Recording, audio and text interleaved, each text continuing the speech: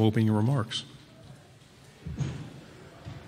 Good to see you guys. I was just next door at the big stage. This is a much better looking group, so just keep it up. I know it's early in the week. Hang in there, all right? I appreciate the opportunity to be here, and I said earlier, anything that the SEC does is done with a stamp of excellence, and I appreciate Commissioner Sankey and his staff and everyone that pulls this off. It's a great opportunity for our kids, for our student athletes, to tell their story, to also to give our fans an inside look at our program and our student athletes and the stories that they have. I also want to commend you on the job that you do in telling those stories, because I know it's difficult in today's age on breaking the story or having the inside, but keep it up, because there's the only way that our story is told is through media, and I appreciate you doing that. Looking forward to the upcoming season. We've got a great group of returning starters or guys that played meaningful snaps on both sides of the ball.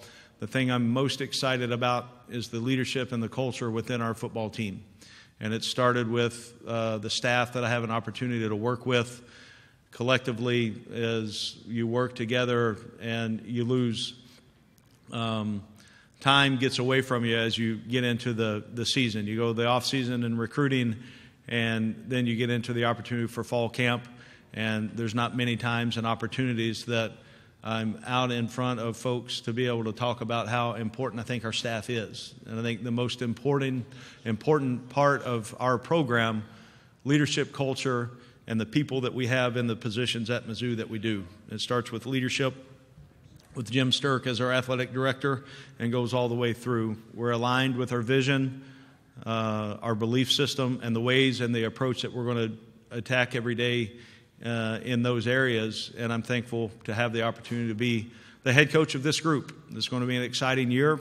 I think we got an opportunity for us to continue to move Mizzou football forward, and that's a little bit, if you look at the grand scope of things in a small, detailed focus. Every day that I go into work, I want to make Mizzou better today than it was yesterday, and you do that consistently, and you do it over time, and before you know it, you've turned into the position that we're in now with momentum. And in 40-something short days, we'll be kicking off the 2019 season.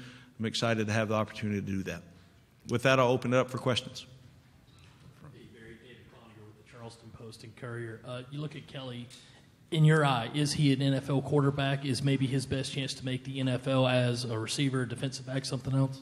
I think you look at Kelly's really his progress that he made for us for 15 days of spring ball, and you look at the work that he's been able to put in, he has the skill set to be able to continue to play after this year, and I think play quarterback. So I'm excited about what he brings to our team and our organization. He's got leadership qualities, very low ego, but also a tremendous competitor. And the things that he can do at the quarterback position, we need 10 guys around him to play well, but also we need to design and be great teachers to put him in position to use those skills. Coach Drew DeArmond, WCZN Radio, Huntsville, Alabama. When you decided to bring Kelly Bryant and Jonathan Nance into your program, recruiting's changed a lot even the last few seasons as you've been head coach. What was the decision to how do you approach graduate transfers and adding them to your program? Well, you want to look through the recruiting process in whichever way that your roster is built.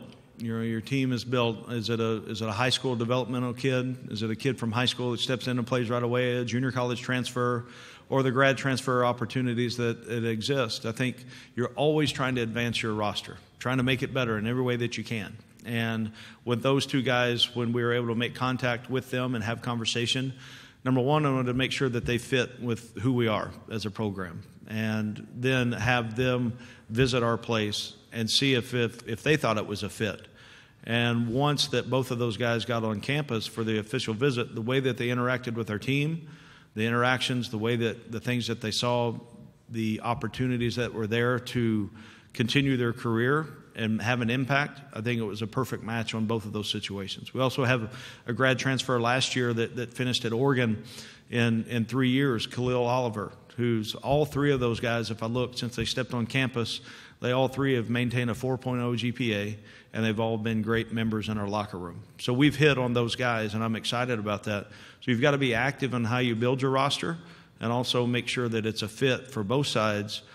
And our team has got to do a great job in being built the way that they are with the culture on making sure that they accept those guys for a short window of time that they have left. We're in the front row, Coach. Jesse Simonton, VolQuest.com. Coach, you kind of expressed some frustrations, I think, in the spring about Tennessee reaching out to some of your players. Have you and Jeremy kind of had the opportunity to kind of clear the air and kind of put that to bed, or is there still kind of some lingering resentment there? No, Jeremy and I spoke, and I wasn't just singling out one school.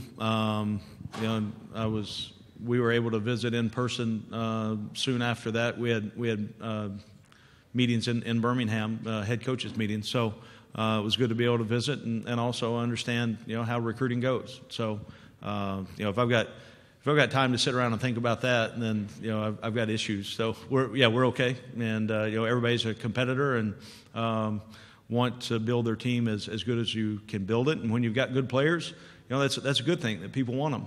And but I haven't given another thought to that. Over here, please. Just speak loud if you could, please. Coach Barry Martin from WSFA Montgomery. I know you're going to get asked about Kelly a lot, but I'm curious about his football IQ, what you've seen from him that's impressed you. You've seen a lot of quarterbacks that are good. Yeah, the thing that he has done, we poured everything we had in spring practice playbook-wise. And, some of the things he was really familiar with because he had done at his previous stop, and some of it was completely new. Obviously, the terminology was different, so you learned a foreign language around a group of guys that you've never been teammates with before. So the things that he was able to take and really progress throughout spring practice, was impressed with that. But more than anything with that was his mental approach to trying to get better and trying to understand the reasons why the play call was made, the situational part of football on how important that is. He's a great student. He understands and has learned really, really quickly. I think there's a number of reasons that go into that. Number one, he's hungry to be really good. I think that Derek Dooley has done a nice job on being able to implement and teach that. Back over here, Coach. Hey, Barry. Matt Smith, Southern Pigskin. You've had a pretty unique set of off-field circumstances since you've been back at Mizzou with Coach Pinkel's health and then the social issues on campus and now the NCAA issue. I know you talked in the other room about controlling the controllables, but for stuff like that, how do you take those things that come up and apply them to life lessons for a group of 100 young men, and even maybe apply it to football if you can find a link there? Yeah, there's always a link that you can tie the two together, because in the real world, life is hard, and there's not anything that's really fair. You don't know what hand of cards you're going to be dealt, but you know what? At the end of the day, nobody really cares. So for us, the approach together, culturally together, on working through, and everything that I talk to my team about, I'm talking to my own sons. That's the approach that I take. And there's going to be hard, tough conversations that have transformed and made us into as close to a family structure as you can be. So don't try to run from any of those. Let's meet it head on and let's talk through it. And together, collectively, we will do what we need to do to become closer in our relationship and continue to move our program forward. You left out the first year that I came to this, the night before my athletic director resigned. So you left that one out. So there has been some things, but again, you make sure that you have your locker room built the right way, relationships, you're open, you're honest, and also you better have some mental toughness, because that, at the end, when you've got 117 guys that are aligned with the vision and they know what's going on, then things seem to work out. Coach, right here, front left. Clint Schweitzer, Great American Sports Network in Kansas City. Can you just talk about some of the emotions that you went through last year after suffering that really tough loss to Kentucky? You come back and you beat Florida in the Swamp. You had that emotional moment with your son, and then you wind up winning, going undefeated in November. Just kind of some of the emotions that you went through during that time. Well, you look at, you're pouring yourself into your team. That's what we do, and just like you pour yourself into the job, and that's the ability to have so many folks that are tied into, unfortunately, wins and losses, right? There's so much more to it than winning and losing. Now, ultimately, we're judged on wins. I get all that. But I look at, we have the highest GPA that we've ever had in consecutive semesters. Okay, we had over 50 guys above a 3.0 GPA. The involvement in the community, the things that we're doing that set us in position to win on Saturdays, It's all a process that all of those habits and the details matter. And then if you do those things and prepare the right way, then you got an opportunity to win on Saturday if you play your best. So within the conference that we play in, each week is going to be, there's going to be highs, there's going to be lows. I've got to remain consistent and steady for my team because every move that I make is watched by them, and I owe it to them to make sure that I give them the platform to go be successful. Coach, third row. Coach, I was talking to Kelly just about like a little bit of societal issues as it pertains to football, right? So for a football player, the playing field has changed recently in the past couple of years with the transfer portal, with the 4 games and being able to maintain your red shirt, with potentially name and likeness coming, right? So it's different now for a college football player. I'm curious, with those changes for the player, how does that change how you have to coach them? We better make sure that with every societal issue that's out there, we're always looking to move and make college football better. Now, what is better? Okay, for me, as our team and the way that we look and approach that, it's through education. So we want to be on the front end and have open conversations about all those issues to make sure what are the drawbacks possibly out there, what are the advantages, and then also you make sure that your kids have the information that they need to make a decision. Don't let them read and be able to find out for the first time on social media. Make sure you explain to them and they understand what our stance is, all the information pieces that they need to have to make a decision, and then support them on their decision. But also, more than anything, educate and care and teach them the things that are out there that they need to know about. Coach over here on the left. Coach, obviously, once the sanctions were levied by the NCAA, it has to speak a lot about your program that you didn't have any rising seniors transfer. How has it been motivating your guys? Have you had to continuously focus in on that, or are they sort of motivated themselves no matter what the outcome may be? Well, we know that once we receive the final ruling, that'll be another opportunity to continue to move forward. But it says that's one of the many reasons that I'm thankful to be their head coach is because they're so invested in being as good as they can be in 2019. They're so invested in the relationships they have in our locker room that it's important to them to stick through it.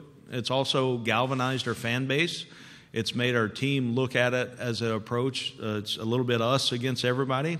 And I think through those opportunities and those experiences that we've been able to have, it's going to make us a closer, stronger team. On the riser. Coach Joe Cook, WLTX. What was your initial reaction when you learned that Kelly was interested in transferring, and what was kind of going through your mind as far as the hopes of getting a guy that came from a championship-winning program, the effect he could have on the locker room as far as planting seeds for success for your program? Well, the first phone conversation we were able to have, it seemed like there was a connection to an extent, and then the next challenge then was, okay, there's a connection. Well, we got to find a way to be one of the places he comes and takes a visit to see, because I can tell the guys, as long as they'll listen, what Mizzou is and what it's like. But when we get someone on campus, a prospect on campus, and they feel it and they see it and they get to walk the walk of the things that we've talked about, they want more. And that happened in Kelly's case. And I think more than anything, the way that our players and he interacted, we had an advantage there. I don't know that he could move past that because he did feel connected.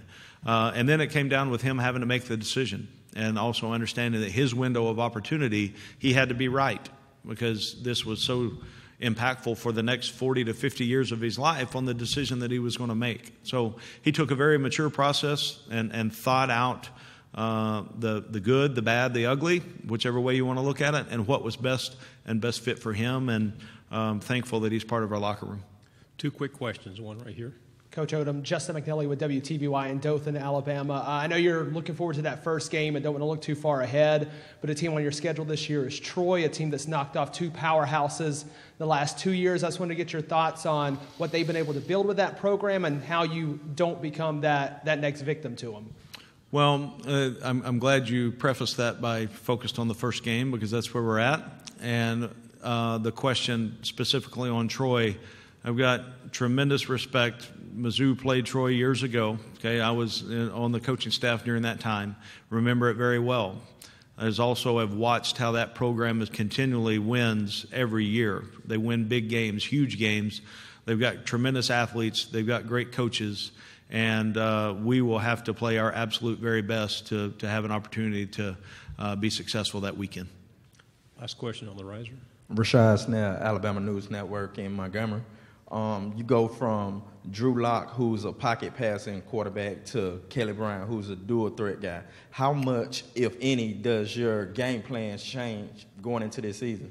Yeah, you look at all the skill sets that we have offensively. You know, Jonathan Johnson's a slot receiver that's 800 yards away from being Mizzou's all-time leading receiver. Got a 1,200-yard rusher in Larry Roundtree. We've got 3 offensive linemen up front that played as many snaps as anybody in our conference, in Yasir Durant, Tristan Castillo, and Trevor Sims.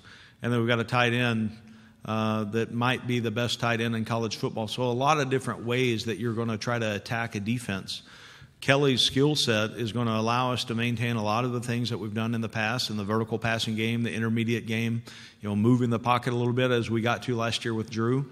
But they're 2 different skill set guys. And I've learned in coaching, you better make sure that you adjust to the skills that you've got. We don't just have a playbook every year, scratch off the date, and okay, here's the playbook for this year. You've got to adapt to who you have and make sure that you put them in position to go play fast and play confident and play free, be able to go cut it loose. Thank you, Coach Odom. Thanks, guys. Thank you. Appreciate it, Steve.